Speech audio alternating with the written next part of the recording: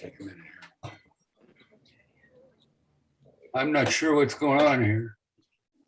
Why we aren't running now. So just keep talking. Let me explain it. Richard, can you lean in here? Yep. Hi, Richard Chasm here. You've never been one that's short on words. Well, this is first time we've done this. We've learned a lot.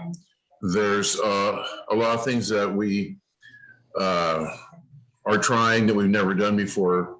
So expect the unexpected.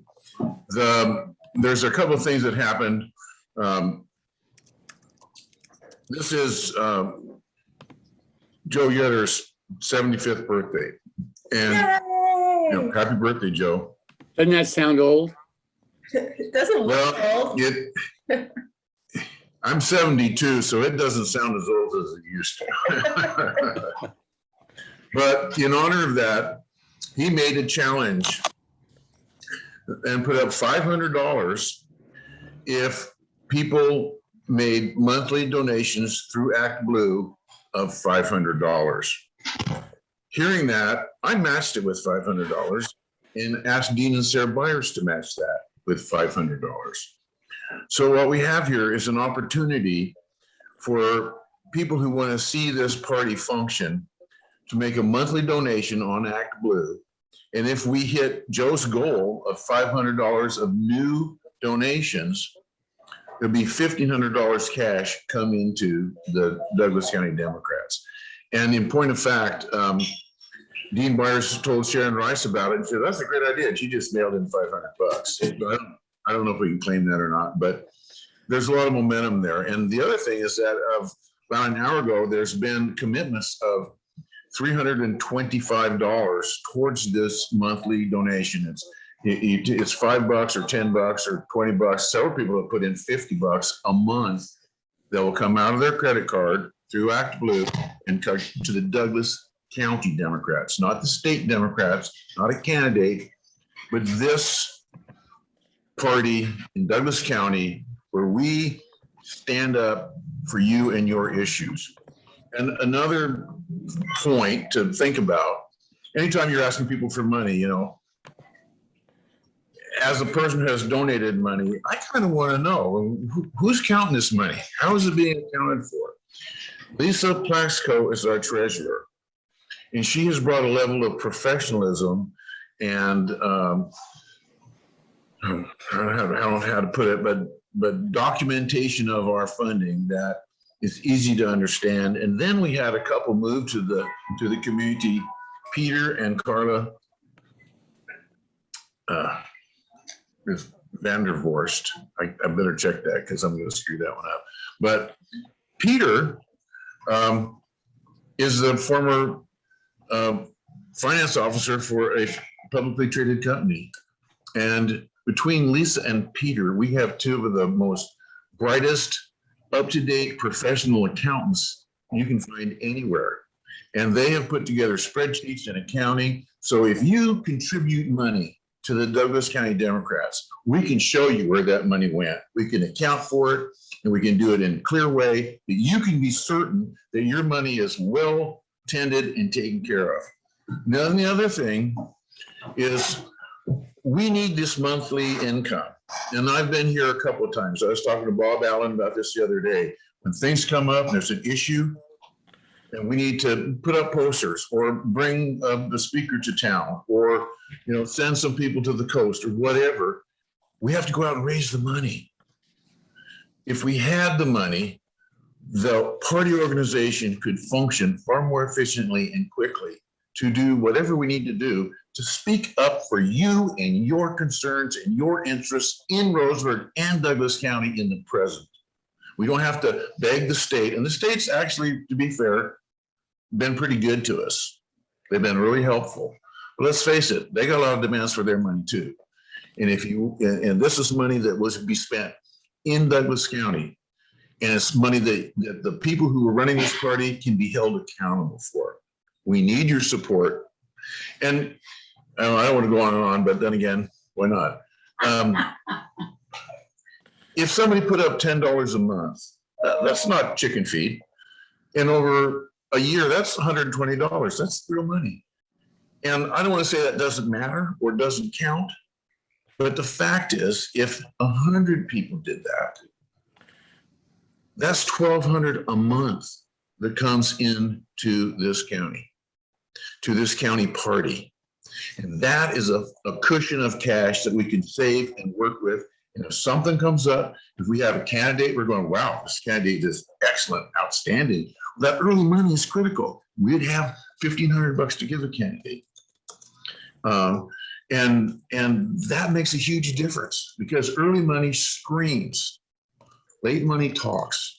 And that's the kind of capability that we're working on here. So we need your support. And people have been very generous, and I'm very pleased with it.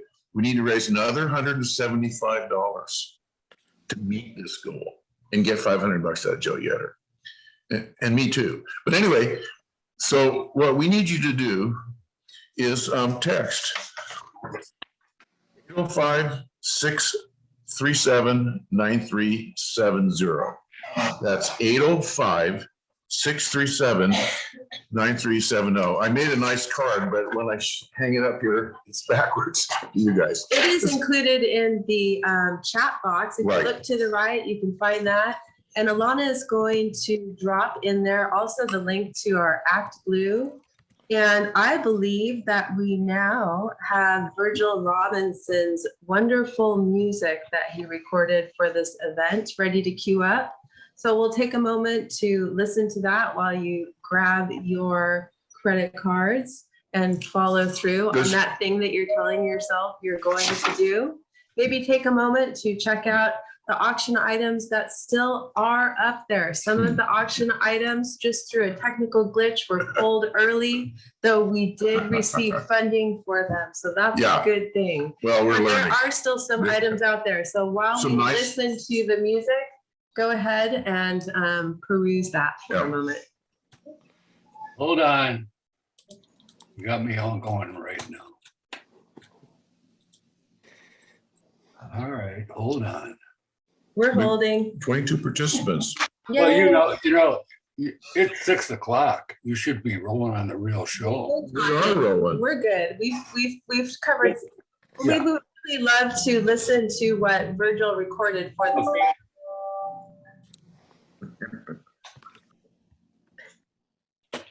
It takes a village, folks. Yep. Stone Soup. Here we go.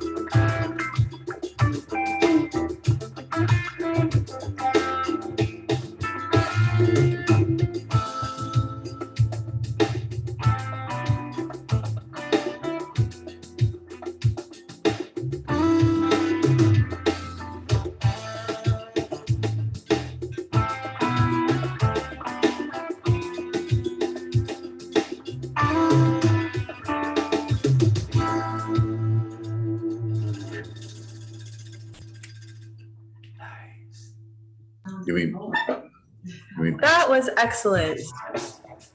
Like I said, it is so good to be back here in Roseburg. We have so many talented artists and musicians in the area.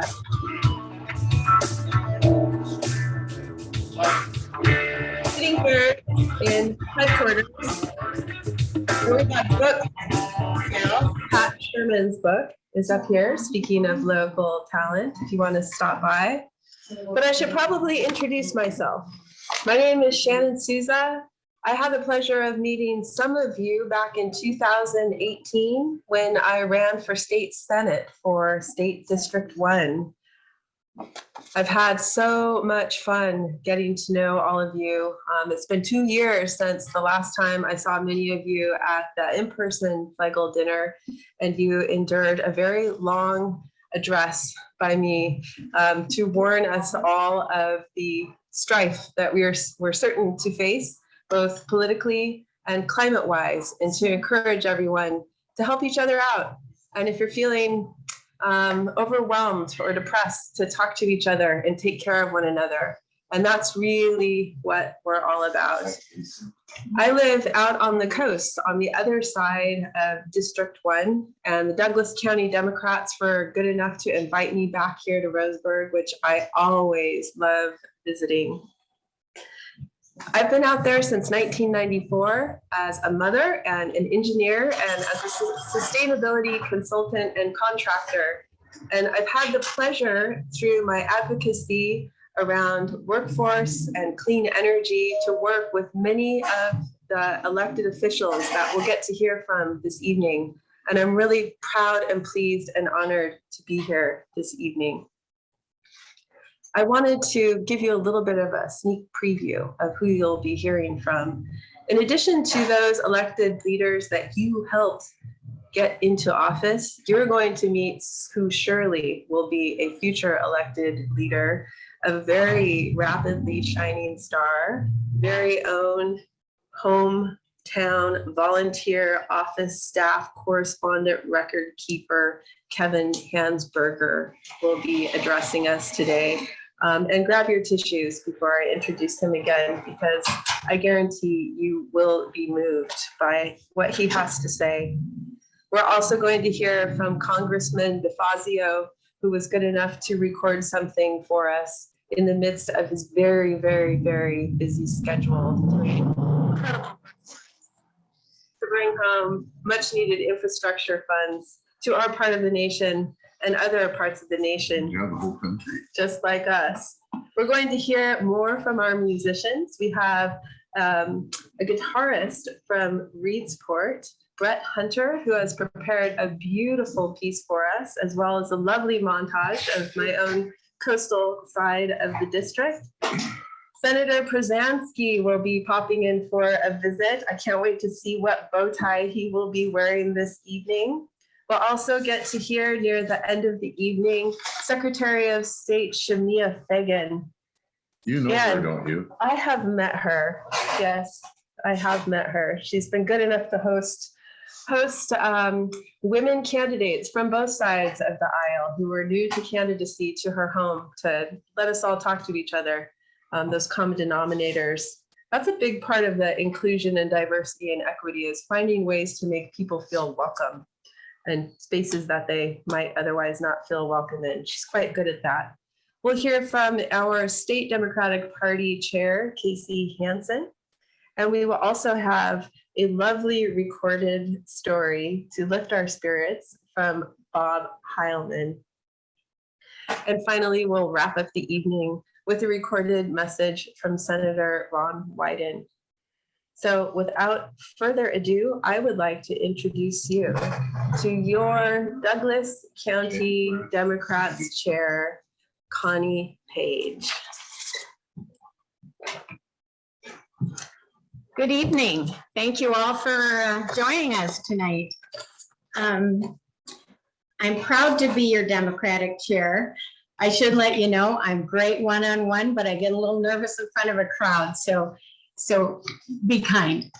The first thing I'm going to do tonight is say thank you, Rick Kriofsky, my husband of 45 years, for being such a great husband and giving me such a great just a fun life. It's our anniversary today. Hopefully we get to have a glass of wine on the river when this is all over. So thank you, Rick Kriofsky, and congratulations. I also want to say happy birthday to Joe Yetter. He's our Ways and Means Chairman and volunteer extraordinaire, and it's his birthday today. And as you all know, he put a pretty nice matching grant up there for us. So thank you, Joe Yetter. I want to thank our speakers, all the speakers that have agreed to speak tonight, and all the dedicated volunteers that have helped us put this on. The Democratic Party of Douglas County has been able to accomplish a lot this year because of our incredible volunteers. The office is now open 3 to 5 days a week, and soon it's going to be open on Saturdays also. We have put up what I think is our first billboard in the area, and that's out near Green on South 99. Take a ride, take a look at it. It's pretty impressive. We've tabled at events in the county, reached out to our non-affiliated voters. We have an ever-changing and informative website, thank you, Pat Sherman, she really keeps it up to date, and there's a lot of information on there. So make sure you check that out. That's at douglasdemocrats.net. We also have a monthly newsletter, which is pretty amazing. It's emailed out to everyone. If you don't do email and you want to have it snail mailed, please let us know. But that's also been an interesting project, and it lets our local party participants know what's going on with their local party. We have an active Facebook page, and we continue to engage with the community through our community forums we've just started, letters to the editor, and individual outreach. So you've got a pretty darn amazing party going on here. You should be proud. I cannot express my gratitude enough to all the wonderful volunteers that make all this happen. I'd also like to say that we're in a crazy time right now. We're in a crazy time in our county, and we're in a crazy time in our country. And I think now more than ever, kindness and gratitude are important. And I guess I'm asking you as your Democratic leader to please practice them often. I've got 3 people or groups of people that I'd like to mention. That's our firefighters that kept us safe this summer and summers prior. I'd like to thank all our health care workers that are going through. They're going through hell right now. So if you know a healthcare worker or you'd like to do something kind for one, please do it. And also Dr. Dannenhofer, thank you very much for keeping the county as safe as you can and working in a pretty tough environment. But he has been an amazing source of science and good information during the COVID. So that's it from me. I hope you have a great evening. We have a great lineup, and see you soon. In fact, I'll see you so soon that I'm going to introduce Kevin Hansberger, who is going to explain. A lot of people ask me, so why is it called the Flegel? Who the heck is Al Flegel? And Kevin, our historian, also is here to tell you why we honor Al Flegel every year with this dinner or this event.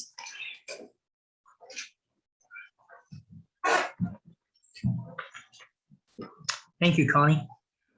I'd like to say a few words about Al Flegel and what he means to our community. During the Renaissance, scholars embraced humanism, seeking to rediscover precedents set by their ancestors. It would scour classic Greek and Roman texts, seeking answers and solutions to modern problems.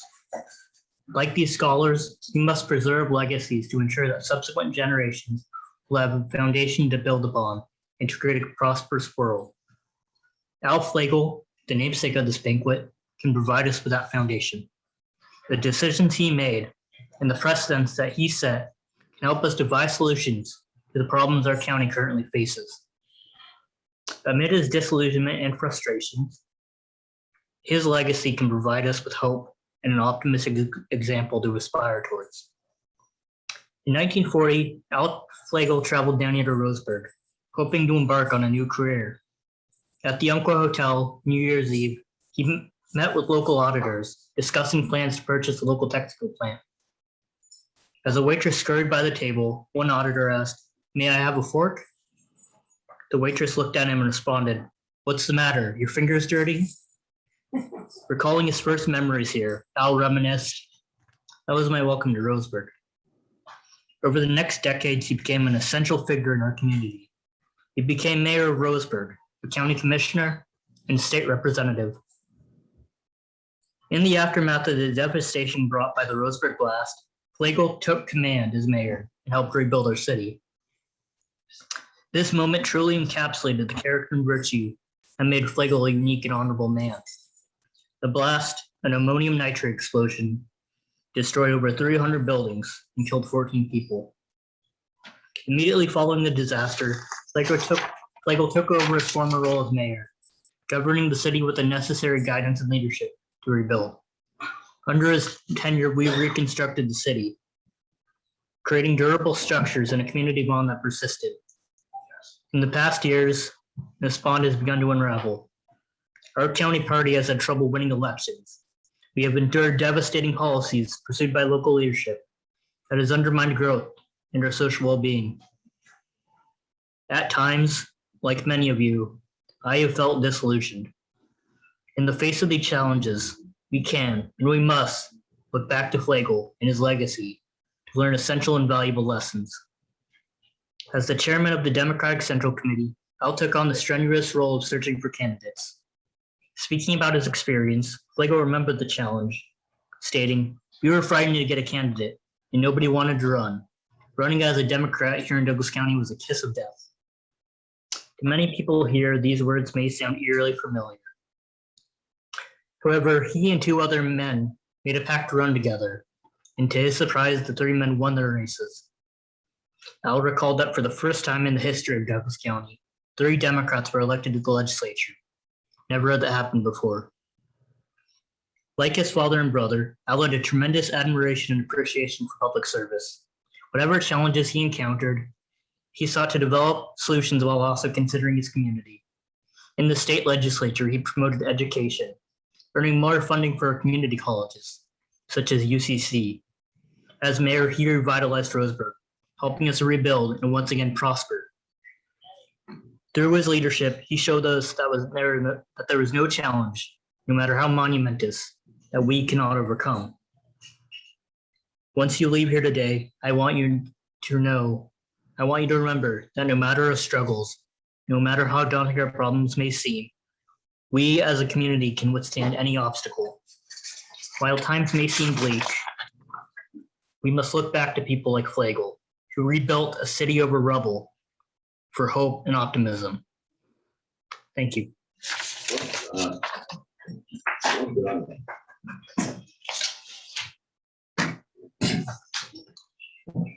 Wow, that guy knows how to write a good speech. Kevin's great at letters to the editor too, so you might recognize his name from the opinion page in the news review. Now, I would like to introduce a new friend of mine, Reverend Howard Johnson, a longtime resident of Roseburg. I feel so grateful to have him on my list of friends. Many of you may know him from his community work. We're fortunate to have him here tonight. Take it away, Howard. Come on over.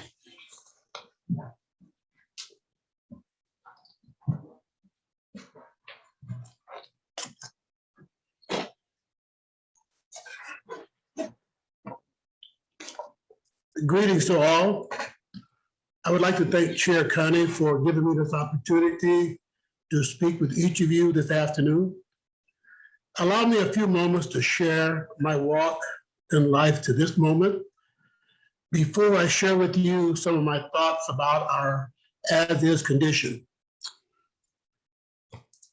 I am the husband in a blended family of 6 children, 17 grandchildren, and 11 great-grandchildren. I served this great country of ours as a naval aviator with 206 carrier takeoffs and 199 carrier landings.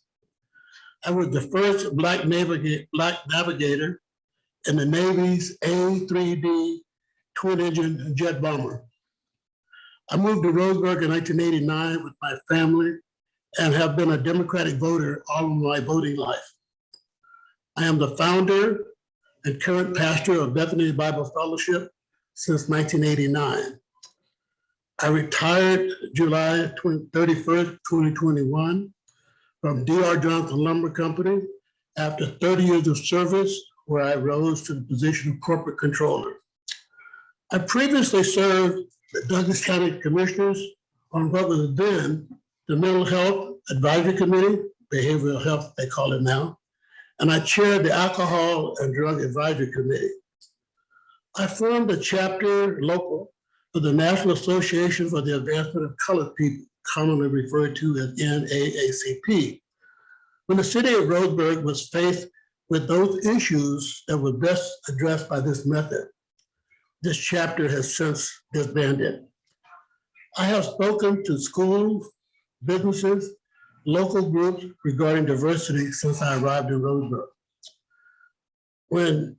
While I was introducing myself to the Roseburg superintendent in 2015, to let him know that I wanted to be part of the solution and not part of the problem.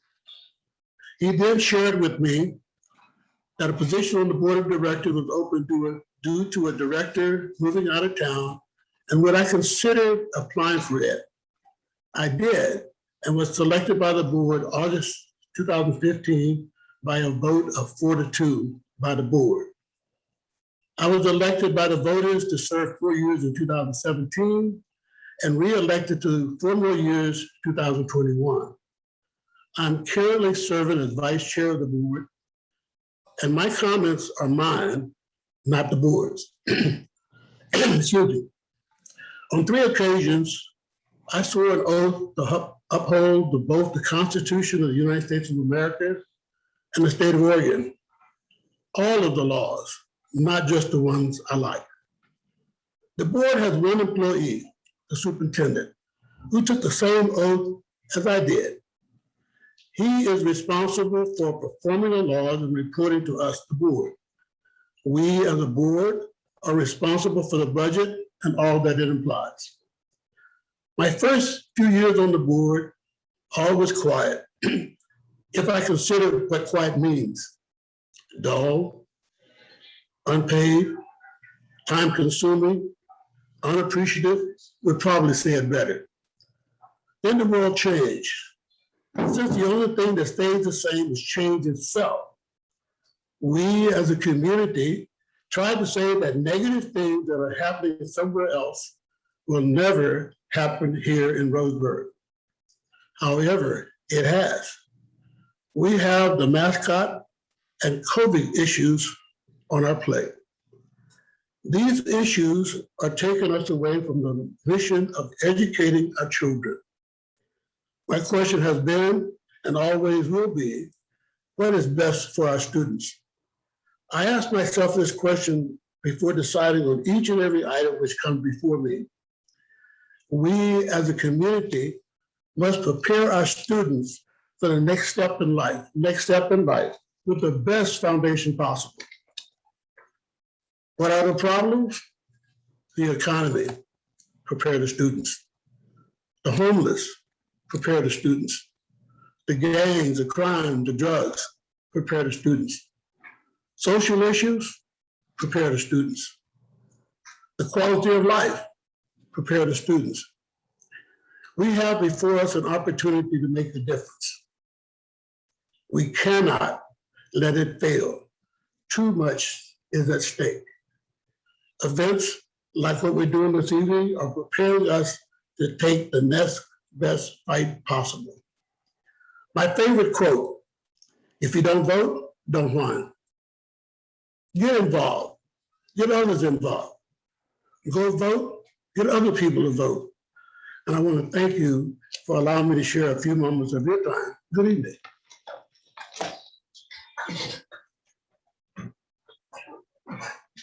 Well done. Well, guess what? We're back. We're ahead of schedule. Woo-hoo. I can probably believe it. So that was a fascinating presentation. And out in the Winston Village School District, we've got a nasty fight on our school board. And that's one of the reasons that we need people to, the members of our community and the Democratic Party to step up with $5 or $10 or $20 a month to the party through the Act Blue program. If you text the number that we gave you earlier, 805-637-9370 with your name and the amount you pledge, we're keeping track of that. And if we come up, when you started this event, we were $175 from our goal. If we can raise that money tonight, and that means you that are listening, the 35 people that are online, if you see it in your heart to put up the kind of cash that $5 or $10 a month, if we can hit $500, there'll be $1,500 come into the party coffers. And that's so we can stand up for the kind of issues that Reverend Johnson was just talking about. And I thank you very much. But, we were talking about Al Flegel, and he, I mean, that was a great speech, Kevin, but he was a serious inside political player. This guy knew what he was doing. And that blast flattened Roseburg. The mayor quit, and it was a mess. There was every window in town was busted. A couple of schools weren't functioning anymore.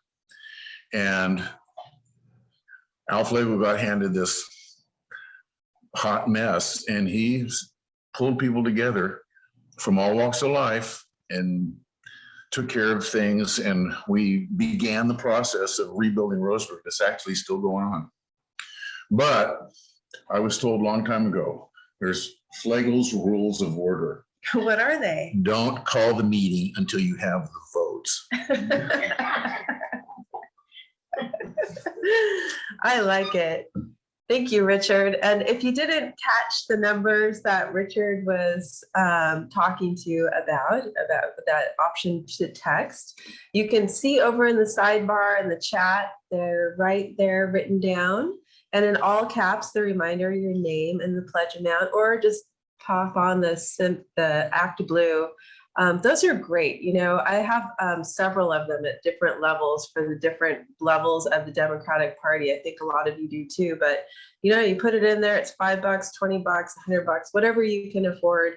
And it automatically deposit, and it creates certainty and strength in our party, and lets folks that are volunteering their time know that they can depend on having a place to gather, lights on, be able to communicate. It's good stuff. So tonight, really what we're doing is raising funds so that we can raise our flags, literally flags. Check out the beautiful flags behind us. I'm reminding everyone that progressives are patriots too.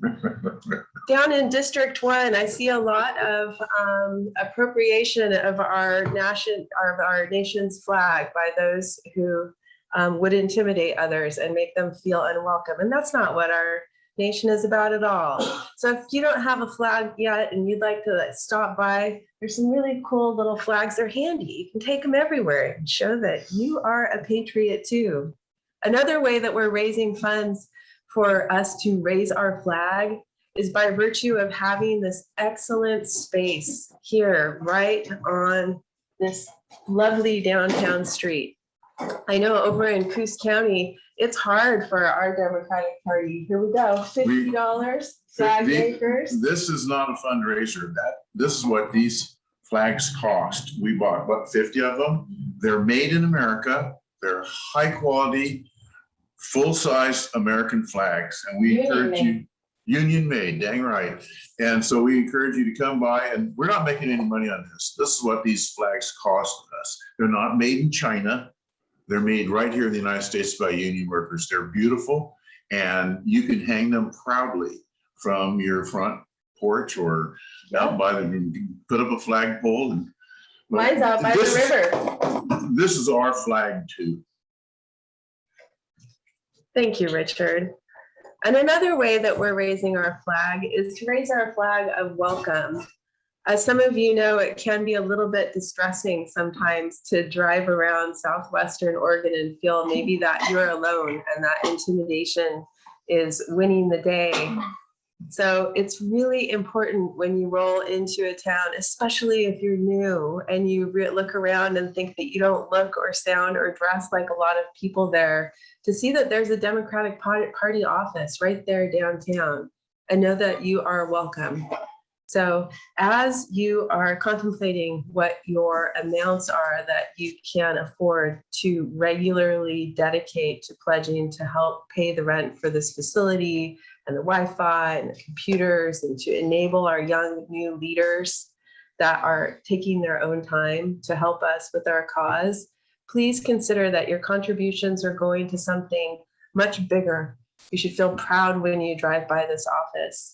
And speaking about things that are much bigger, I'm really happy to know that our Congressman DeFazio is over in DC, burning the midnight oil, no doubt, calling both sides of the aisle, getting the pencil out, figuring things out. He is a problem solver. He pushed up his sleeves and did a completely comprehensive, thorough, responsible, robust infrastructure funding package that was bipartisan supported.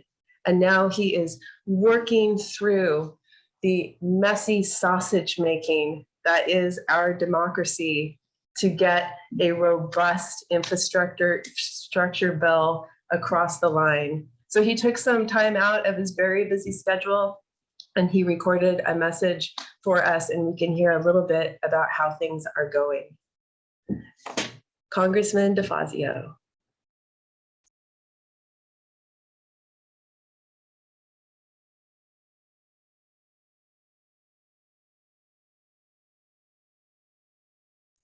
The good old days when we had a lot of Democrats coming out of Douglas County. But you all have been doing tremendous work. We don't win a lot of races down there, but cutting margins is critical. It was critical in my race. It's critical in other people's races. And we just got to keep pushing. And you've had some success at the local level. And I think things are changing in certain parts of the county with new immigrants and new prospects for new industries. So that's that's something that you all are key in, and I will continue to work with you on.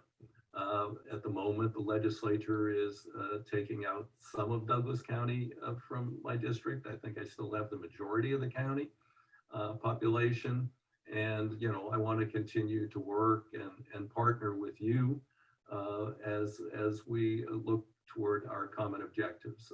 As I'm taping this today, I just spent over an hour on the phone with the speaker and a few other chairs about our Build Back Better plan, so-called reconciliation, and the democratic values embedded in that that could make lasting changes in the society. Remember, earlier this year with the rescue plan, we cut child poverty in half in the United States of America with one bill. So, that's something that needs to be more recognized and talked about out there. And the other things we're proposing, they won't all get through because we got a couple of recalcitrant Democratic senators and we got a few retrograde House members who are causing problems. But we are going to do an ambitious Build Back Better bill. And there will be lots more programs to brag about to the American people that will actually be showing real results in their pocketbooks, in their communities, for themselves, for their families, for their health care. These are all the things that are in there, in addition to the things I'm trying to add back in to deal with climate change and other things in the area of transportation, social equity, and all that, which I mentioned previously. So There is a lot of work ahead. I appreciate all the support you've given in the past. I'm going to be asking again for your support in the future, both as we move through this legislative process, and then when we get again to the looming 22 election, which all the pundits say is going to throw the House to the Republicans. God forbid. Imagine that bootlicker, Kevin McCarthy, as Speaker, or as some are proposing, Donald Trump as Speaker of the House. Either one would be an unbelievable disaster for the country. Kevin McCarthy, probably first thing you'd do would be impeach Biden, and then look at ways to further degrade federal protections for voting rights, and who knows what other evil things he would propose dictated to him by the Donald. So we've got to keep fighting. We fought damn hard to get the House back. We fought damn hard to get Joe Biden elected president. The fight does not end here. It continues. So keep it up. Thanks. Good night. Wow. You know, I haven't always agreed with Peter DeFazio, but he has been in Congress through thick and thin. 15 years ago or so, I had a wedding in Baltimore, and while I was there, I went to Congress and banged on some doors and went by his office and was talking to some of his staff. And he came in and we said hi, and he was sweating. He was bathed in sweat. It was a hard day. The man has stuck it out. So now he's the chairman of a very powerful committee. And he is one of the hardest working Congress people we have in Congress. And he's brings home the bacon to Douglas County and his district, but he's delivering to the entire country. Nobody outworks Peter DeFazio. And every now and then you'll see on the news, Nancy Pelosi is making a speech. If you look behind her, every other time I've ever seen her, Peter DeFazio is standing right behind the Speaker of the House. He's a good man. His staff in DC is some of the hardest working staff people. And if you think he's burning the midnight oil, I guarantee you his staff is burning the midnight oil. He also gave us $500 to the Douglas County Democrats, and we thank him very much. He's a good man, and he has my support. I have the right to disagree with him, but he's always listened to me. But I work hard for Peter DeFazio because he works hard for us, all of us. I find it hard to believe that you disagree with anyone, Richard. Oh, ask Connie I'll keep it, just to draw some lines from the Build Back Better program that Peter was talking about. I've been focusing for the last 2 years on clean energy infrastructure, specifically solar, energy storage, green hydrogen. That's hydrogen that's made clean out of water using clean renewable electricity, and floating offshore wind has been taking up a lot of my time.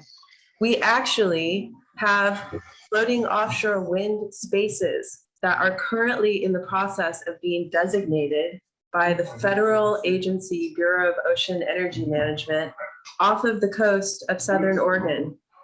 Between Coos Bay and Eureka, we have some of the best world-class wind off of our shores, and floating offshore wind turbines are going to be proposed to be built out there.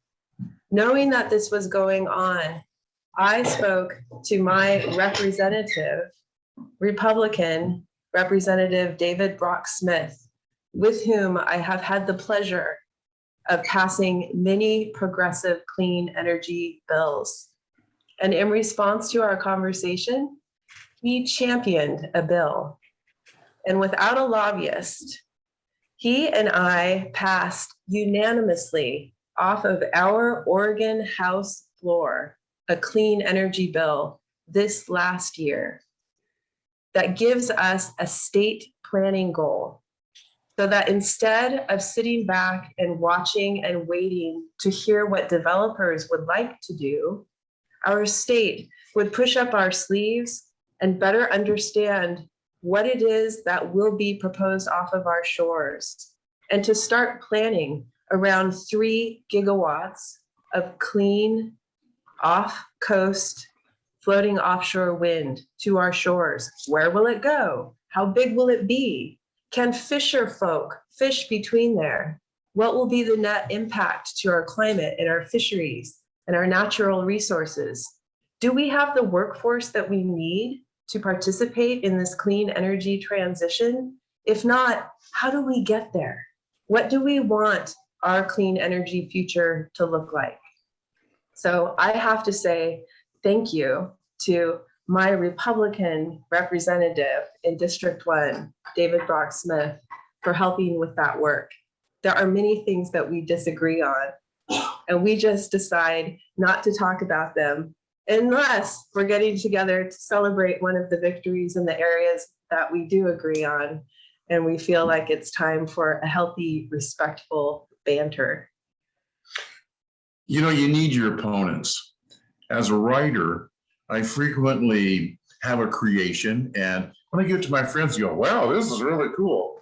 I need an editor to say, wait a minute, you can't say that. You said this wrong over here. You need your opponent to point out the flaws in your argument. And that's how politics should work. We need each other.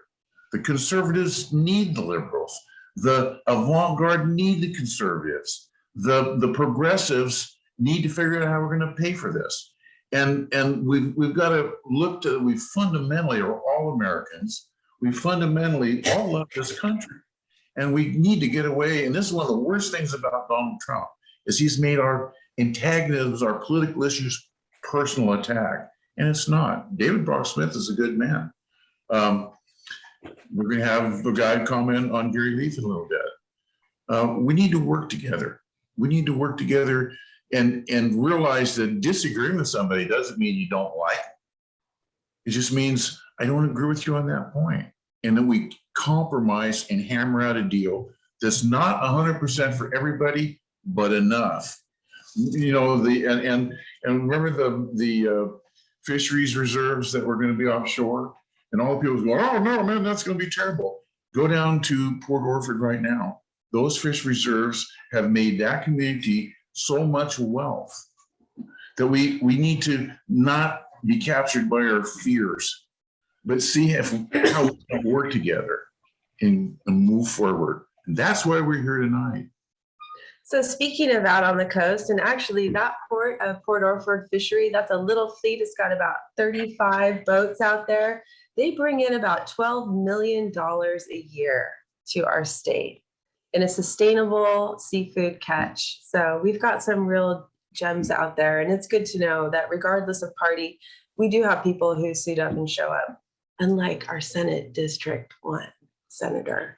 But staying out here on the coast, I want to tell you about one of the amazing musicians that we have out there. We've got, fortunately, musicians do like to stroll up and down the coast, and sometimes they land there for a bit. We have with us tonight virtually Brett Hunter, who has recorded a really beautiful piece, and he's also recorded it over just a beautiful collection of some of the scenery that I get to see every day. Brett lives in Reedsport, Oregon, so he's out on my side of the district, our side of the district. I'll share it with him. He's played music all over the world, and he's really hoping to play up and down the coastal communities even more as COVID settles down. And I hope if he's listening or gets back to this, that he'll look me up in Coos Bay so we can get him into some of our great gig spots.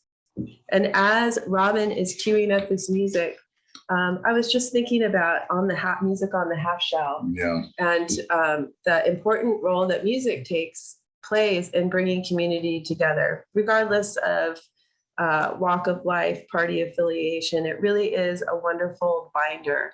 So it's great for the musicians too. They love the half shell. But as we're watching this, think about that and how we can all support our communities and invest in the cultural collateral that we have in our communities. There certainly are those forces that would like to polarize and divide us. And we're just going to have to be bigger than that.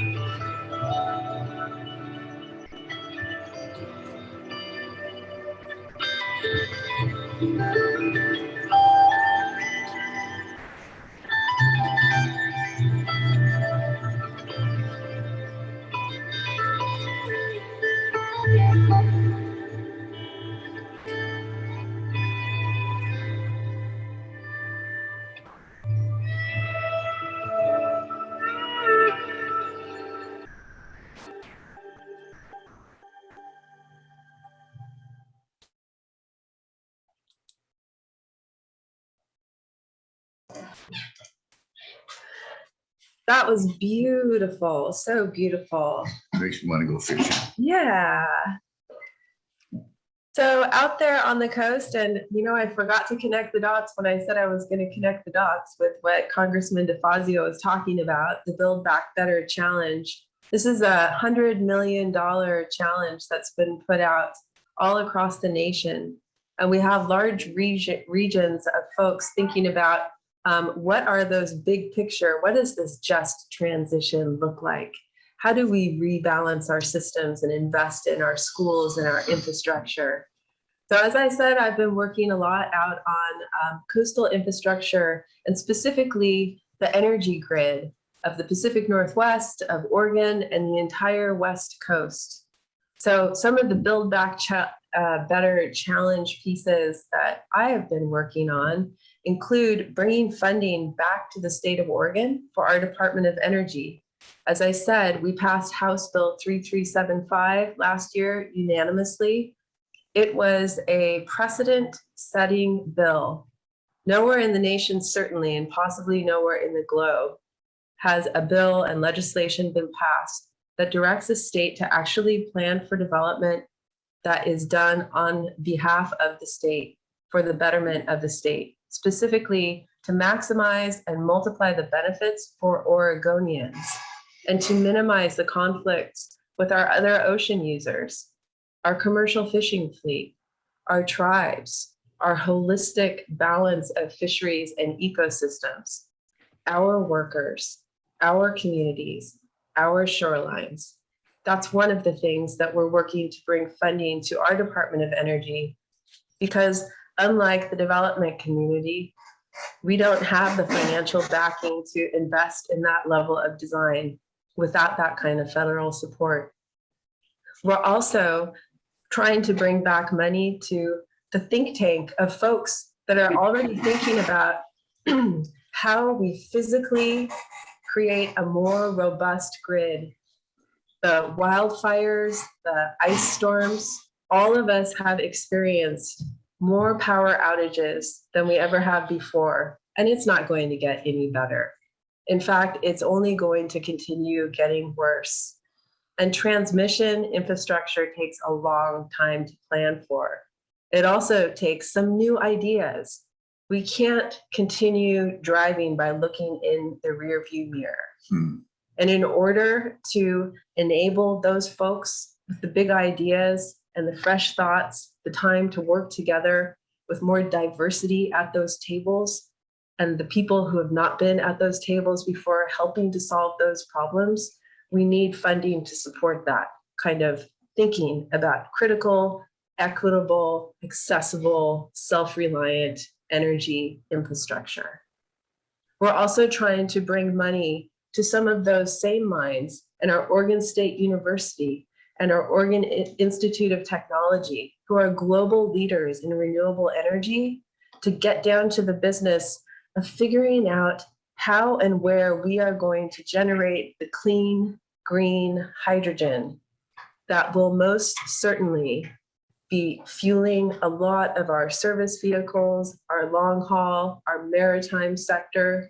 We can use it in fuel cells for energy resilience so that our hospitals can stay open and functioning, even when their generators are unable to receive deliveries of diesel fuel, which we know they will eventually not be able to receive, particularly for those of us out on the coast when the big 9-0 hits.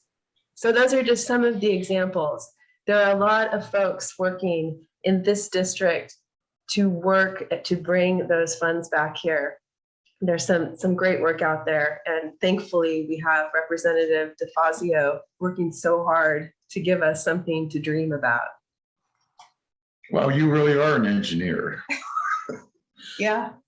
Well, and you know, that's the technical stuff. And I'm going to use that line about we got to quit driving by looking in the rearview mirror. You got to glance in it once in a while. But yeah, so much of what we're dealing with is people want to return to the 50s and 60s, and that ain't going to happen.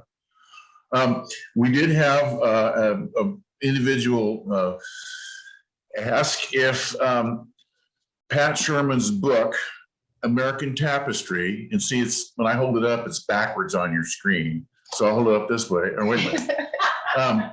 It's an amazing book, and it's not small, and it's about her family, and they go back a long ways, and it's in the context of their experiences in America. There's always been some wild times in this country, and I haven't read the book, but people who've looked at it said this is a pretty amazing thing. So to answer the question, is it available at the Democratic office? The answer is no. What we have here is like an early draft release. It is going to be available through Barnes and Noble, and I you know, Connie, do you know when it will be available? It really is an amazing book. I cracked it open, and Pat's a good writer and has done a huge amount of work. Here's the deal. And so I look forward to buying it, and I'm willing to bet it's going to be available in our You next can buy online it now. office. Where? Now at Barnes and Noble and Amazon. At Barnes and Noble and Amazon. It's available now. American Tapestry by its portrait of a middling family. I don't know what that means. 1746 to 1934. Pat Spaeth Sherman.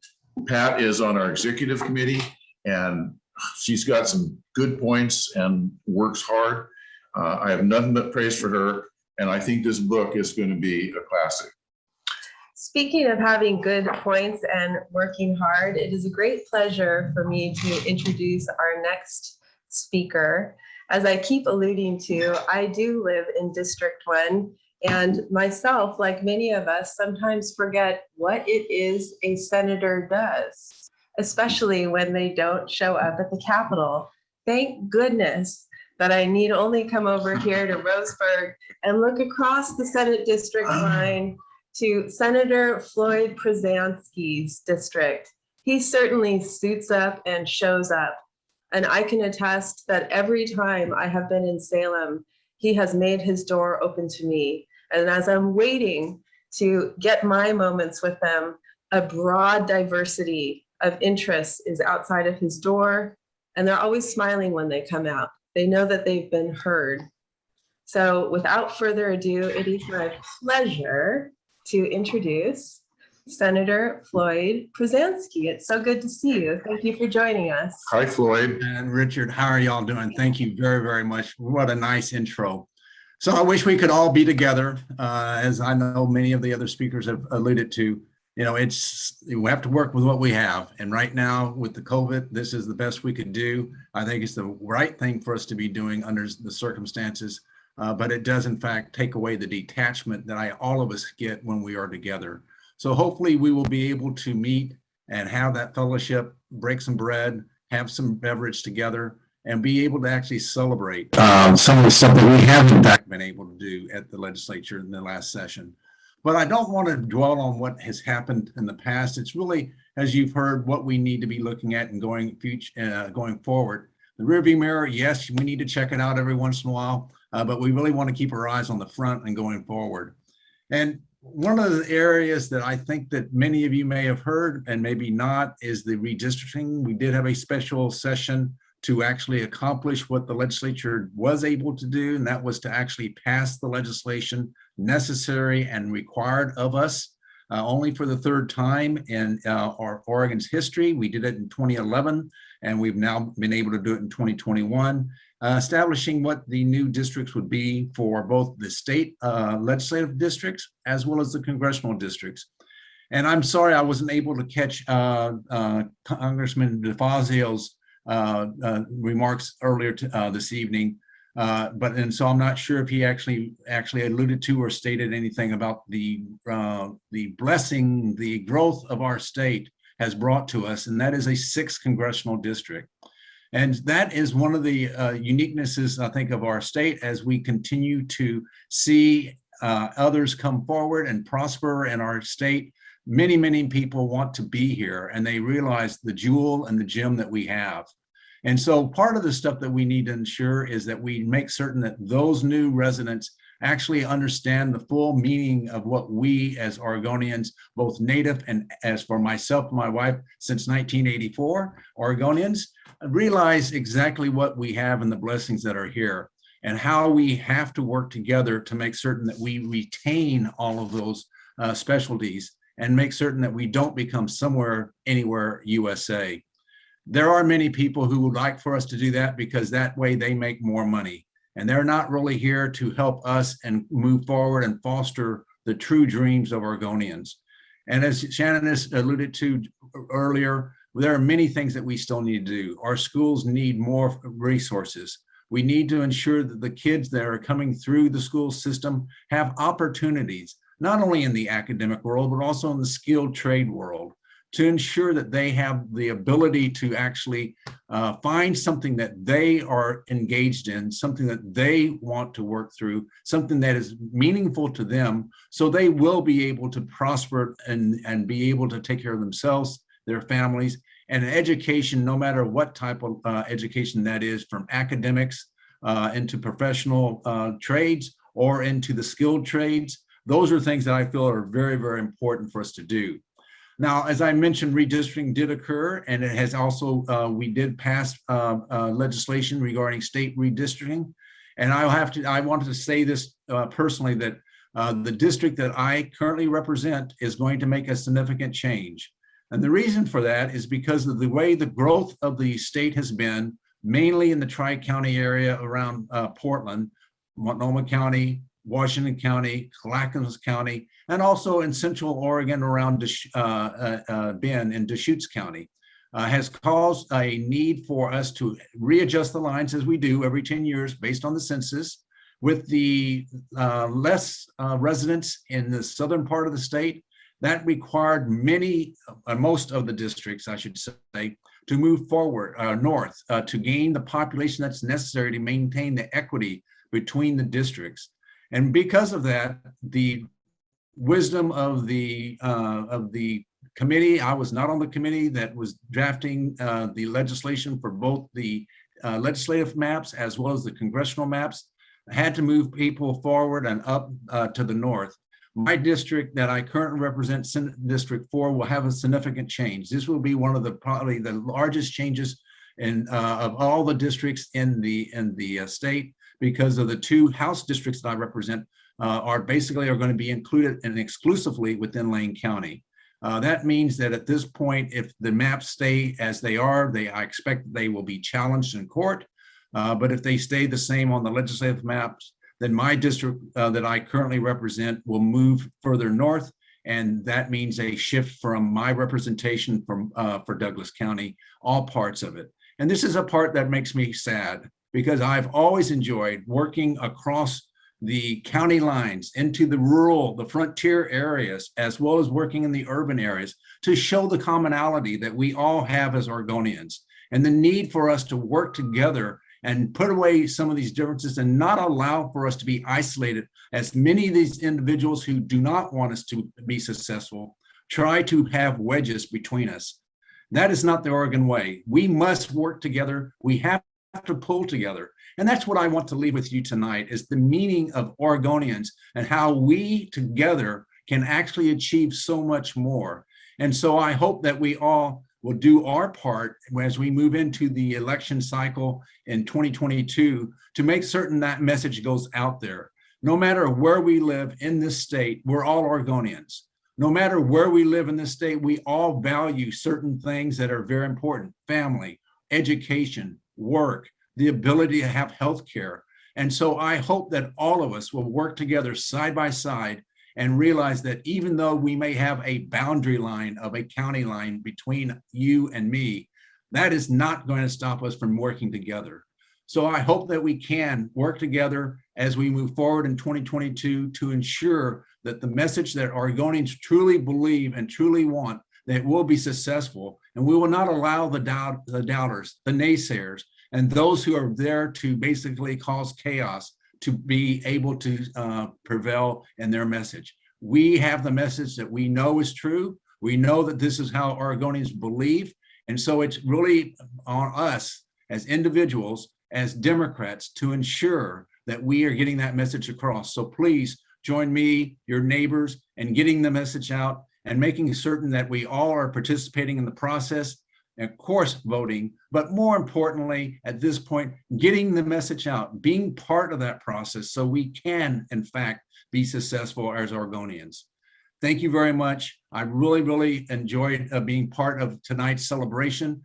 And I cherish the time when we are able to have a live Flegel dinner where we can all be together once again. Thank you. Thank you, Senator Przansky. That was wonderful. And I am sure that we will continue working with you, as you have such a strong track record for doing so. Looking forward to seeing you back in Salem or out and about in our beautiful corner of the state sometime. And Thank you very speaking of much. the state- You're not going to get rid of me just because they drew me out of the district. Oh, no, no, no, I hope not. I'd like to chime in on something here that we all look forward to when we can get together again. But this electronic communication is a new way of life. And there's people in Reedsport, in Glendale, and up in Glide, and out in the hills that are not going to make it to those banquets. So we look forward to having a gathering where we can be together in person, but we're also going to continue to include these electronic communications out to all the people in Douglas County that can't make it to a banquet.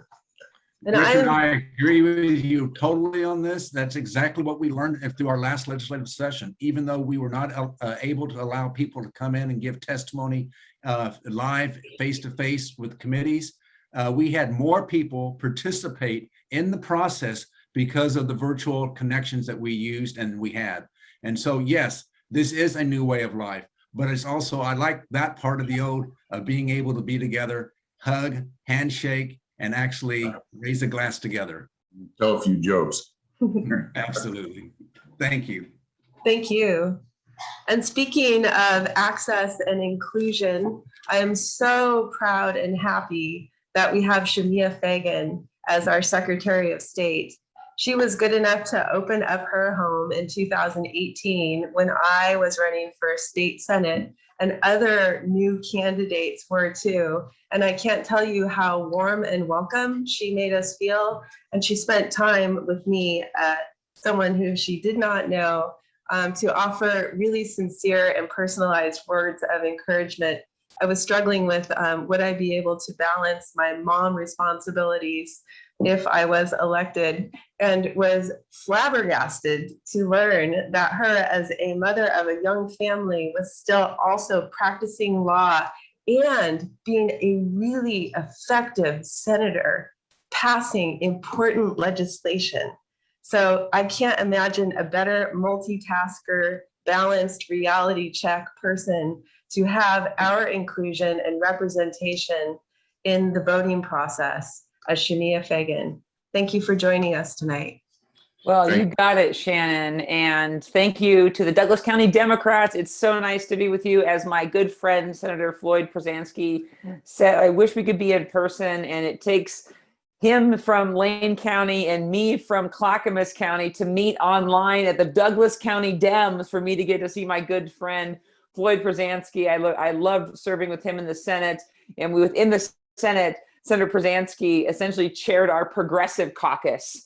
And I was happy to be a part of that when I served with him in the Senate. So it's wonderful to be here with the Douglas County Democrats, and I look forward to being able to be down in person.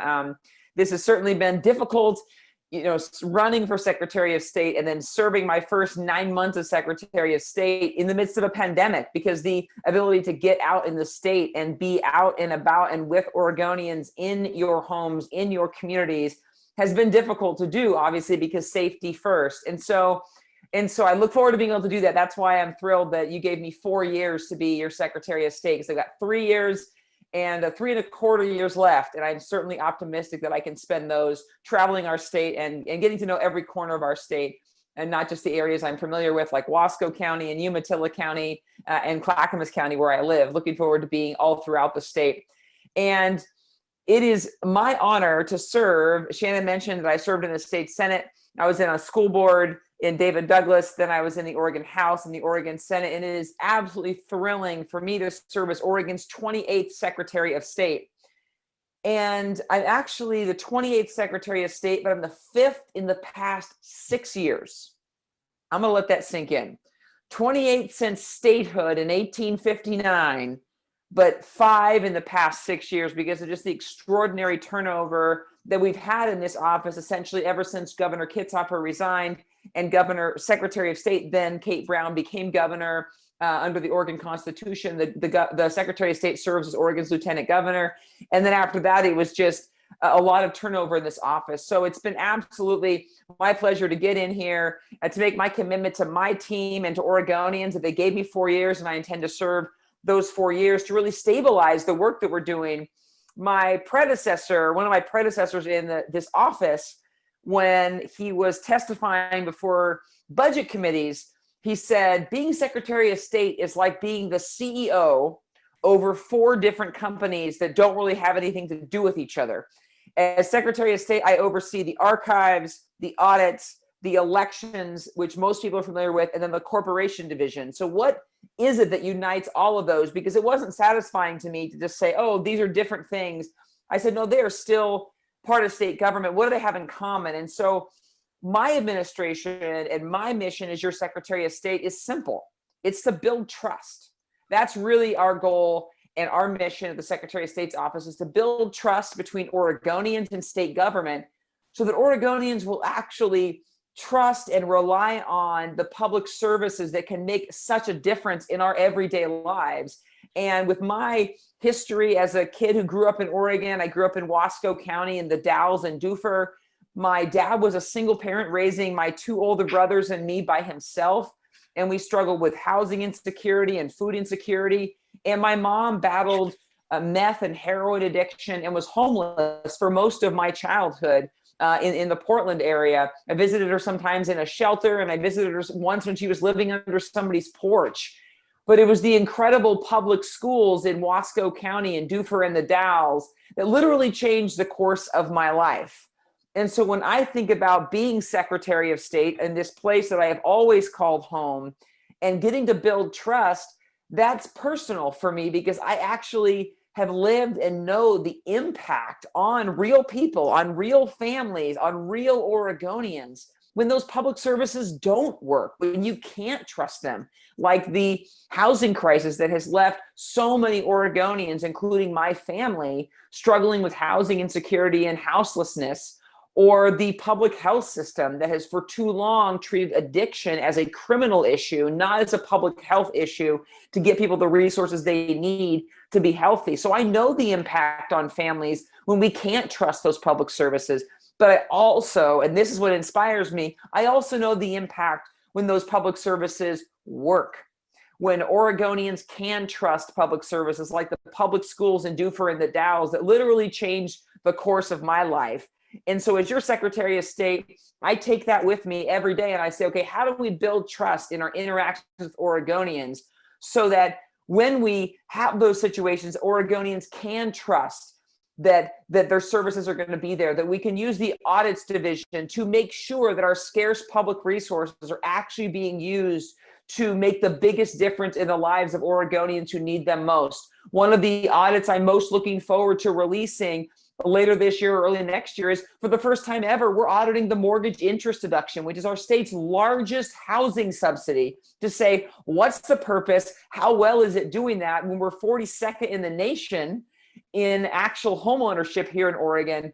Is this the most efficient way to actually make sure that we have home ownership in Oregon, or are there better ways to do it? With the audits division, we can use that tool to build trust.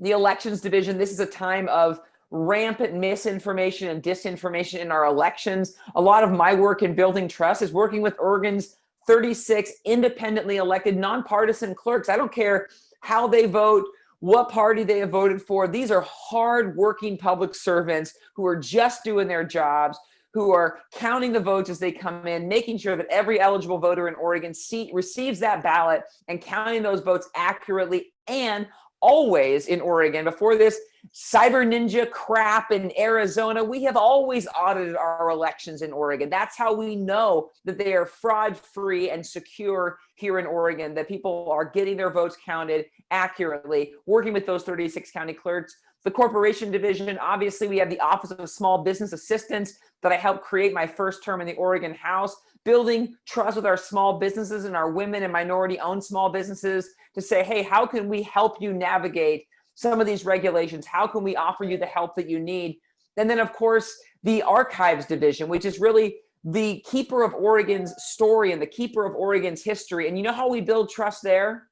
By telling Oregon's whole story, which is not always a happy story, which is not always a story of trust. It's a story of broken trust and broken treaties for too many Oregonians in our history. And to tell that story honestly and truthfully, and not just tell the happy pioneer family story, but to also tell the whole story of Oregon's history.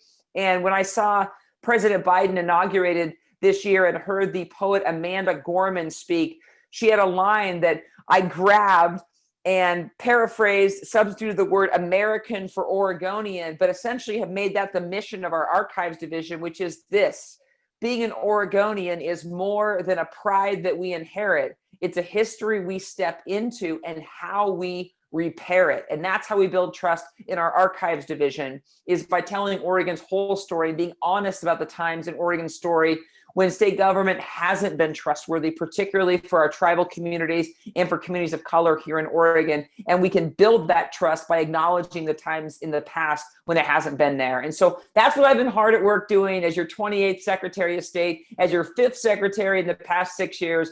It's absolutely thrilling to me in this state that I love, that has given me so much, that I get to serve as your Secretary of State for 4 full years, and I'm looking forward to doing that. So Shannon, Douglas County Dems, thanks for having me today. I really appreciate the opportunity to address you here today, and it's wonderful to see you again, Shannon, and it's absolutely wonderful to be here with you for your Flegel dinner. Thank you, Shamia. So proud to have you as our Secretary of State. And I'm sure that everyone out there is feeling that too. That was really wonderful and uplifting. Yes. On behalf of the Douglas County Democrats, thank you very much. Secretary of State Fagan, you have a really important job. But on behalf of the Douglas County Democrats, I'd like to invite you and your family, if you're ever down this way, let us know. Go to the coast and we'll get a bushel of Umpqua aquaculture oysters, and we'll have a potluck and a feast, and you'll be the guest of honor. That is not an if, that is a when. We're doing it. You let me know when, and we'll make history. Thank you.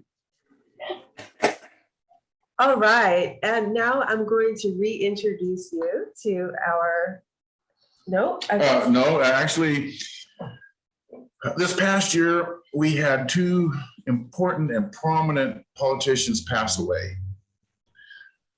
Gary Leaf and Joe Lawrence. And we asked Mike Fieldman, Gary's chief of staff and representative up in Salem, to give us a few words about Gary. And then I have a few things to say about Joe Lawrence. Mike? Thanks, Richard. I appreciate it. And first, I just want to correct, I was a legislative assistant. Carol was his chief of staff. So thanks for the promotion. But Carol was the one who did all that hard work. I want to, first of all, just thank the Democratic Committee for recognizing Gary, who's a Republican, at this Flegel celebration. You know, Gary often attended this event, and I know he would truly be honored to have this time recognition. You know, Gary Leaf often said to me that being a state legislator was the best job he ever had. And I could tell he really meant that. Gary had a very caring heart that stemmed from his own personal and family experiences. He knew firsthand life can present tough situations and that sometimes people really do need a hand up. Because of this compassion, much of his focus in Salem was to deliver legislation to address the basic needs of people. This focus was very clear from the start of my time working with him in Salem. Always number one on his list was the court-appointed special advocate or CASA program. He had been the chair of our local chapter for several years. During the session, he was very successful pursuing efforts to get additional funding for CASA, bringing $1.5 million to our community for homeless services, and hopefully another $1 million for tiny homes. I'm working on that still. In addition, he delivered the first statewide water and sewer bill payment program and a septic system replacement program for low-income rural Oregonians. This was a truly successful effort, given that he was in the minority party and that also he was dealing with what we now know were significant health issues.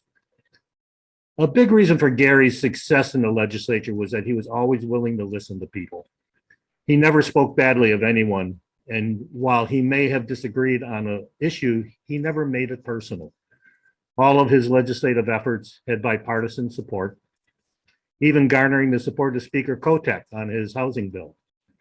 Gary Leaf's word was good, and he was genuinely liked and respected by his fellow legislators. Gary Leaf's willingness to work with all sides of the political spectrum is evident by the fact that he hired me, a Democrat, to be on his staff, a fact that he often pointed out to his Democratic colleagues. Gary was someone who could work with diverse people on shared issues and not get hung up in ideology or personality. Someone who would listen, try to understand, and then look for compromises. What Gary brought to the political process is something we need more of today. He will be missed here and in Salem. So if there is anyone who would like to honor Gary Leaf, the best way to do that is to make a donation to our local CASA program. I know he would much appreciate that. And I want to say thanks again to the Democratic Committee for taking this time to honor Gary. I know he would appreciate it. I do. Thanks. I don't know if a lot of people know what CASA is. In some technical and kind of messy legal situations, children are frequently involved and have very delicate situations. And CASA provides an individual to be with a child. And some of them are small, some of them are teenagers, but whatever their situation, they have an adult who's qualified to be with them and work with them through legal proceedings that have a lot to do. It's very difficult, very delicate, and it's a huge amount of work. But to those kids, it makes a big difference. The cost is well worth donation. But I was asked to talk about Joe Lawrence. So I wrote a few things down here. Joe Lawrence is proof that Democrats can win elections in Douglas County. But as a Dillard boy, I knew him long before he ever ran for county commissioner. He was out at the coast as I came of age, but I heard a lot about Joe from his cousins, Nick Lawrence, who was one of our idols when I was in high school, and the people who grew up with him. They all spoke of Joe, of how big he was, how charming he was, and how good looking he was, and how he loved to go fast on his motorcycle. I finally met Joe Lawrence at a memorial service for a nephew who had passed away. This was an extremely sad event. There was a lot of sad people there. Joe spoke, and his voice was deep and soothing, his words thoughtful and comforting. This was a man with great depth of thought, and I liked him immediately. He had retired from driving log trucks to to move back to Dillard to live in a house that had been in his family for generations out at the end of a road in the fields. Joe Lawrence was a Democrat, lifelong, out loud, and upfront. And after being home for a few years, he began to attend local Douglas Democratic Party meetings and just local meetings around town and different things that come up. We had several long conversations in his cousin's apple shed, sorting and boxing apples. People thought we were arguing, but we were merely being vigorous. He finally decided to run for county commissioner and entered one of the first nonpartisan primaries with 5 or 6 other people. I honestly can't remember just who all was in it.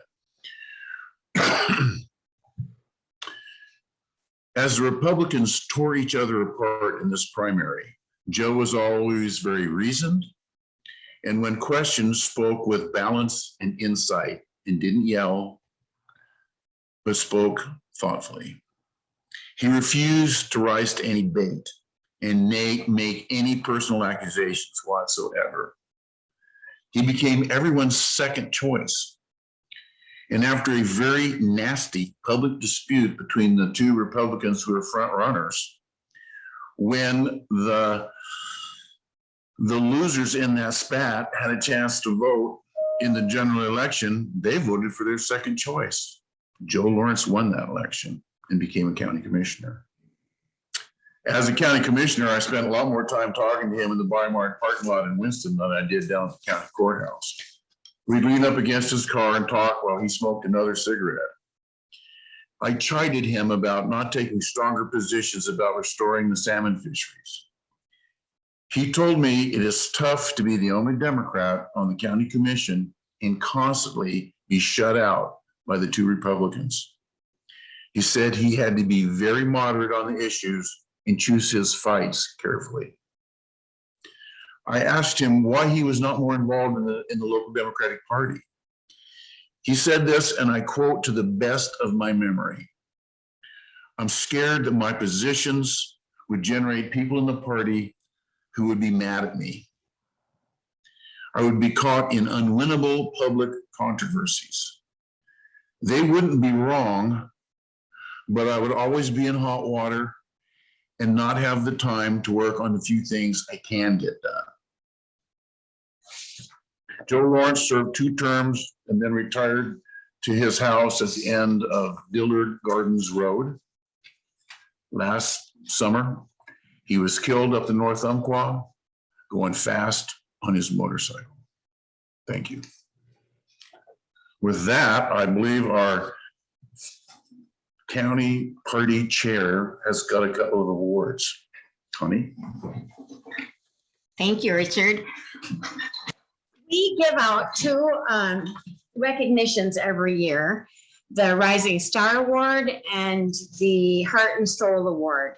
The Rising Star Award is someone that is fairly new to the party, but has made a big difference in the short time they've been here.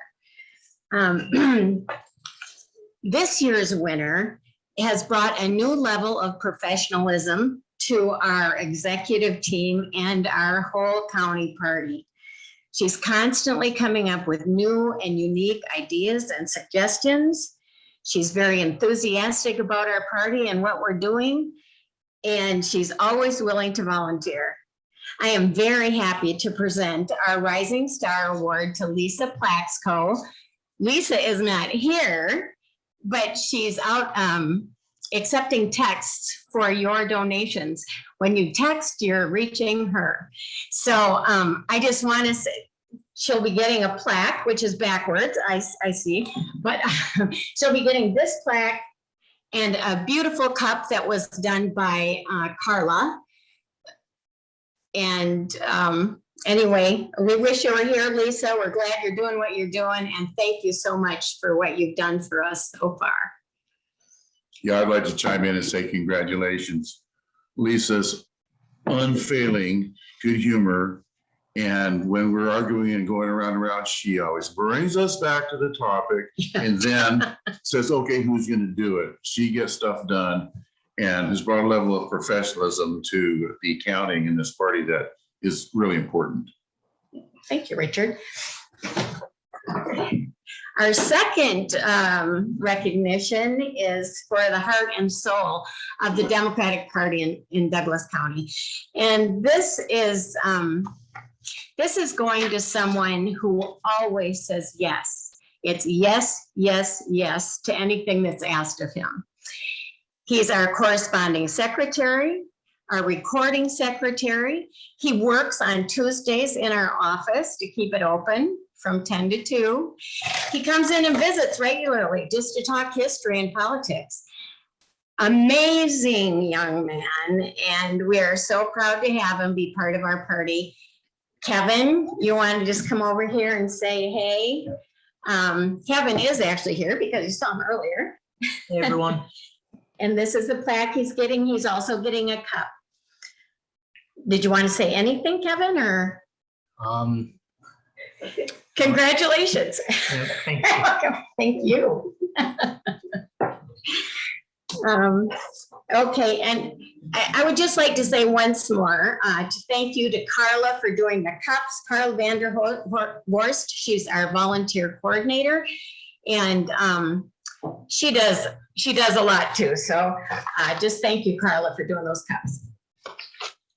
I'd like to say a few words about Kevin too. In a room full of opinionated bulls, and Kevin is not intimidated at all. And he speaks thoughtfully. And whenever we have complicated issues, he's the guy that steps forward and says, I can take care of it. He's been a consistent asset and has really been one of the mainsprings of why our organization is working. And I'd like to say thank you. Thank you. I hope you all are enjoying our party. We're enjoying the party here, and I hope that it's trickling out into all of your homes. I'm imagining that you're having a fantastic time. Lest you forget, one of the main reasons that we're here, it is to raise funds to keep this party going. So if you haven't done so, you can text. You can add to your text now that you know that it's going to Lisa, not only your name and your monthly pledge amount, but throw in some kind words and thank you for everything that she's doing and congratulations for being the rising star. Speaking of parties and bringing things up to the next level, I know that I have a standing donation to our state Democratic Party. I did that through Act Blue, and you can tap on that. It's right over in your chat.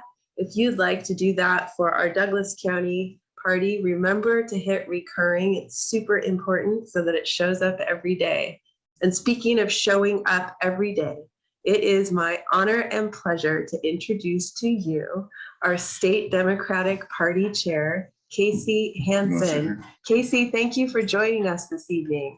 Oh, I'm so glad to join you, and thank you for the introduction. That's very sweet, and I'm sorry we're not all together. I mean, I started today at another Zoom meeting, that of the Democratic National Committee. So at least the infuriating need to still conduct most meetings and events virtually, I have to say, it's pretty convenient to be part of a national meeting and national proceedings in the morning over coffee, and then come join you tonight over coffee as well for me right now. So for 19 months, we've been dealing with both this pandemic and dealing with those who refuse to deal with a pandemic. And this past year and a half, it's revealed some remarkable heroes, but sadly, it's also revealed some of the darker sides of human nature and human character, and the manifestations of which are really exemplified and modeled by the National Republican Party leaders who seem hell-bent to let more Americans die of COVID. And by the way, let our infrastructure crumble, allow our forests and fields of the West to burn, treat women like nothing more than incubators, ban the truth, suppress the vote, and allow the twice impeached disgraced megalomaniac of Mar-a-Lago pose as their leader of their party. They leave Americans behind, they leave Oregonians behind, and they also leave the common sense Oregon Republicans behind as well.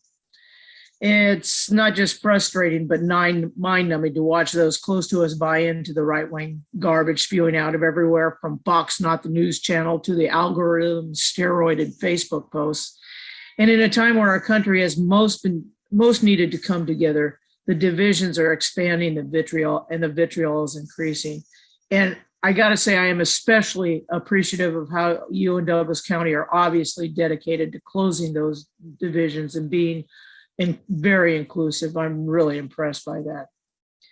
But the national climate of division is exactly why in today's DNC meeting, Governor Phil Murphy of New Jersey, himself facing re-election in less than a month, reminded us of this Democratic Party truism. The future of our nation depends on the work you do every single day. And that council is not simply for DNC members, many of whom are political professionals. That council is for those of us on the ground in the cities and the country, all over the country, who as volunteers are not just the heart of the Democratic Party, but the heart of democracy itself. It's you who, as you view the world or what the world could be through a democratically tinted lens, who has the most impact on your friends, your neighbors, your family, and your community.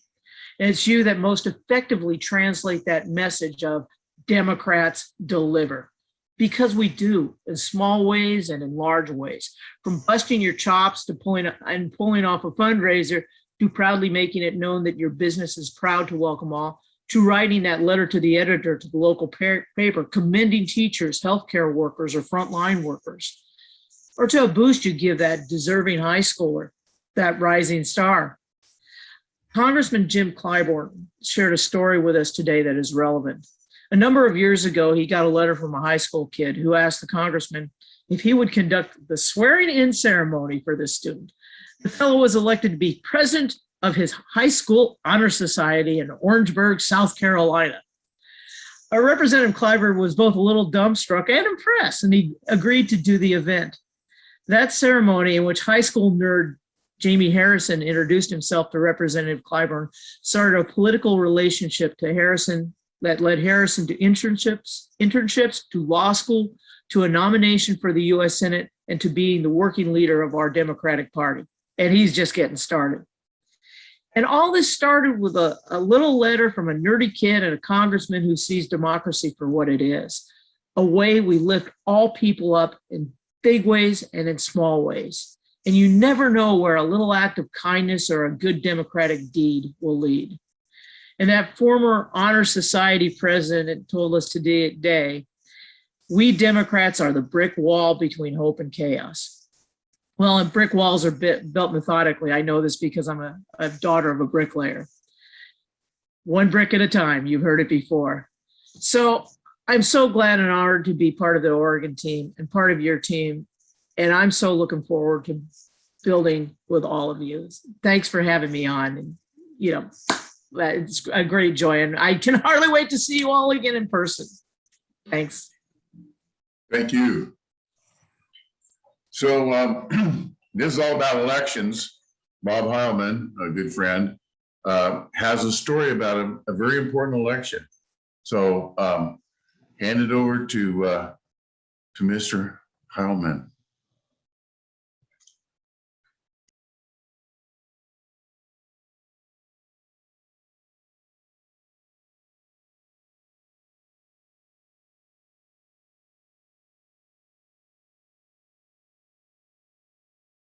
Dogs.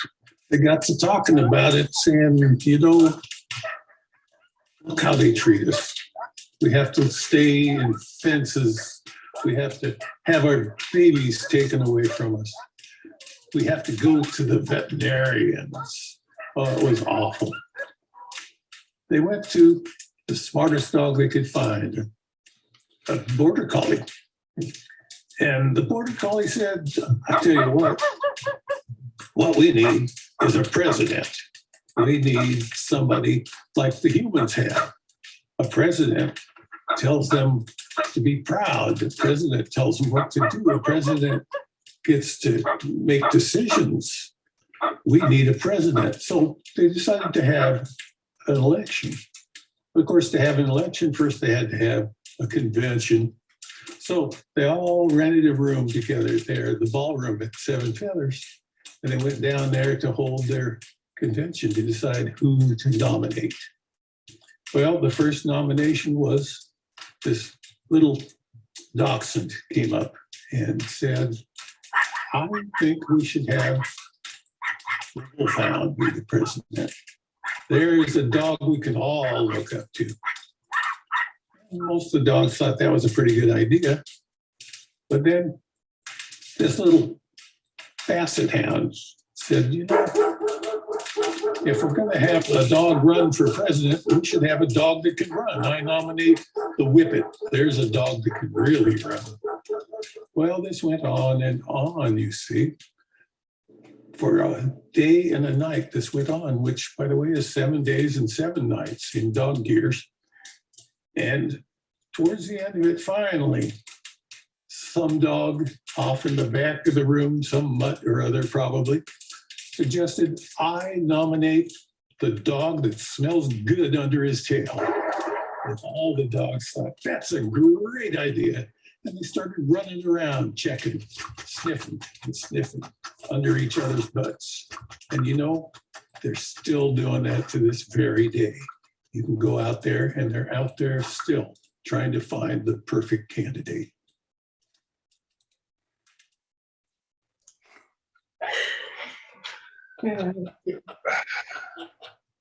Surely. I don't know if that's inappropriate or right on the money.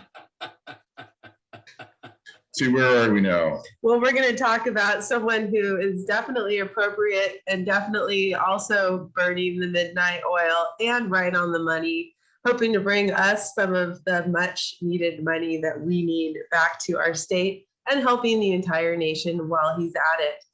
Of course, he's got his hands full and his calendar is very, very, very packed. But Senator Wyden took a moment to record this message for us. And let's hear what he has to say from DC. Ron Wyden here, and I want to take this opportunity to say a big thank you to all of you for your work to elect Democrats up and down the ballot.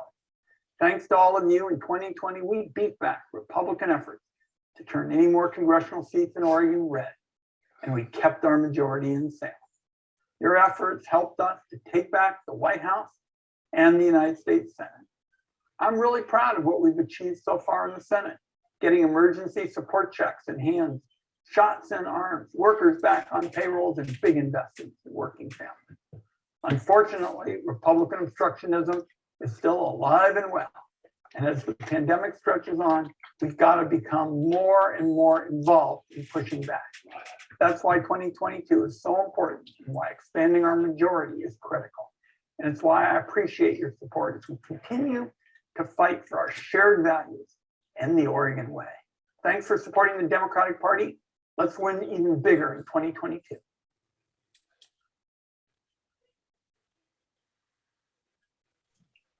Many courageous stands over the years, but he has introduced the River Democracy Act that would protect over 4,000 miles of streams and rivers in the state of Oregon. Unfortunately, none of those miles are on the South Umpqua River, and that's an ongoing political struggle. But I want to publicly thank Ron Wyden for doing this, because after all, what is more conservative than protecting your water? And many issues where Ron Wyden has took principled stands and negotiated. And for the record, he has never lost an election. Not one. Amazing guy, and you know, you can talk to him. I mean, I've met him in public and at events and stuff, and he'll talk to you. He's a good man.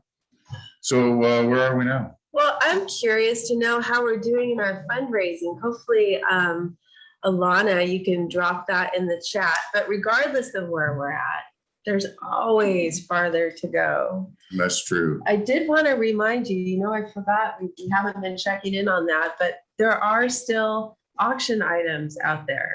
And they'll be available till midnight. As I said back in the beginning, this is a learning experience for all of us. And the platform that we used for this auction was good. We learned a lot from how to set this up and how to do it. And there was a time that clicked, and everything that had offers was sold. So what does not have an offer is still available, and it will be available until midnight. And so go on the auction site and make your bid. You never know. There's some cool stuff on there. And actually, again, people are extremely generous. I mean, the artists and people from all different walks of life contributed. We got some cool stuff. The other thing is the pledge match. I understand it's about $330. We're still hoping for pledges. What we need is for each of you that hasn't done it to put up $5 or $10, $20 a month, and to make a pledge for a reoccurring contribution to Act Blue. Text 805-637-9370. You'll receive a reply either saying, great, good, do it. It will show you a link to the Act Blue program. Or if you need help, let us know and we'll help you with that connection. We need to raise $500, and then Joe Yetter will put up 500. I'll put up 500. And how could you pass up an opportunity to smoke $500 out of me? And and Dean and Sarah will put up $500. Before we go any further, we really appreciate it. And again, I want to go back to a point I made back in the beginning. If you donate money to the Douglas County Democrats, it's going to stay in Douglas County to fund us as we stand up for the issues that you care about. But Lisa Plaxco and Peter Van Vorst are two of the most gifted professional accountants in the county. Amazing people. And they will keep good track of your money. It won't be wasted. It won't be lost in the cracks. I have asked repeatedly to have a junket to Italy. They've told me no, 1,000 times no. So you can be assured that your money will be well accounted for and well spent.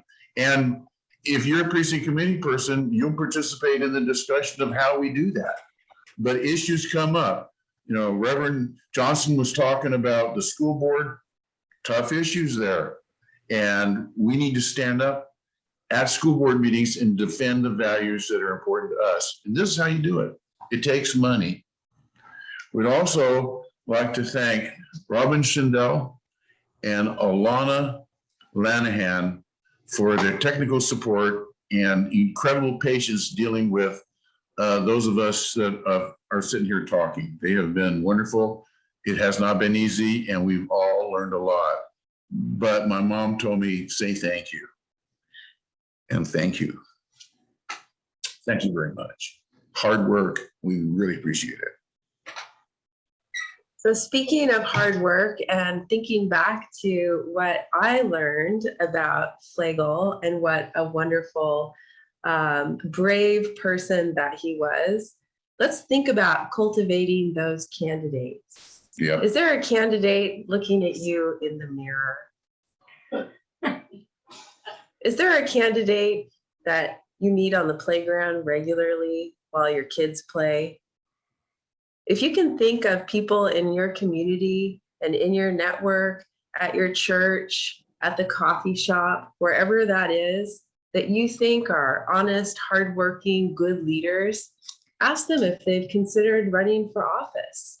Let them know that you would help back them. Let them know that there's an organization here that would welcome them. I can speak from experience. I didn't know what I was doing. I was made to feel welcome. The Democratic Party gave me structure. It gave me support. It opened doors. It's a wonderful experience. And we need people to step up and get out of their comfort zone and do that work. So think about Al Flegel as you're reflecting back on what a fantastic evening this was, the wonderful leadership, from our state party, from our state legislators. I see Senator Przansky is still on the line here. Really touching and moving and authentic people who are showing up every day and doing really hard work on all of our behalf. So as you're thinking about that, in addition to getting out the vote and making sure people know that they should register and participate, whatever their vote will be, even if it will cancel theirs out, also be thinking about cultivating candidates and encouraging those who maybe wouldn't think that they would be asked, who hasn't been at the table.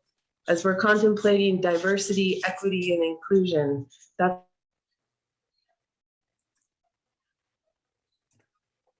What happened?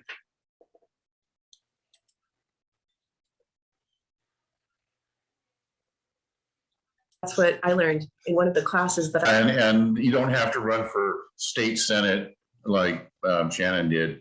There's all sorts of boards and committees. I'm on a little irrigation district. And one of the things that I realized in our last election is the turnout in some of these special elections is really low. And part of what we can do as the Douglas County Democratic Party is help turn out votes to win elections to the Soil and Water Conservation District, where they hand out millions of dollars. School boards, which is a very tough but very important position. There's just numerous boards and committees, the fire districts, the budget committees. There's a lot of ways that you can get in and get your feet wet.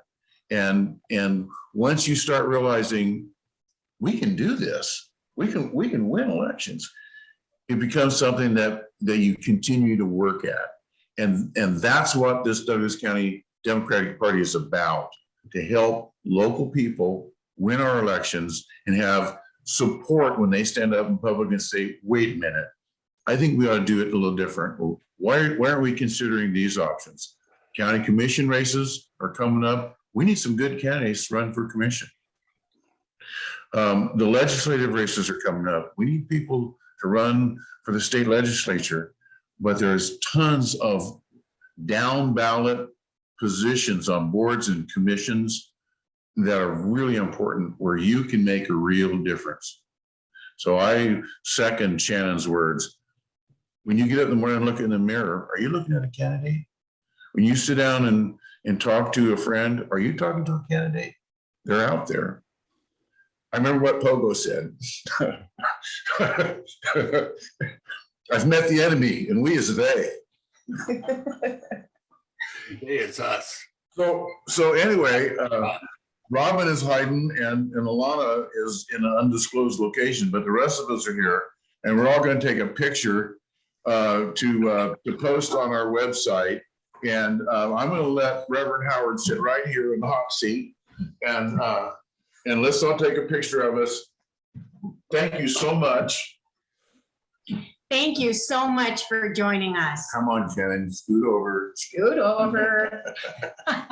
Thank you, thank you, thank you. If you've got a glass of wine, now's the time to lift it. Make sure it's Oregon wine. Oh, yeah, that's what you gotta say. Bye-bye. All right, thank you. Bye-bye.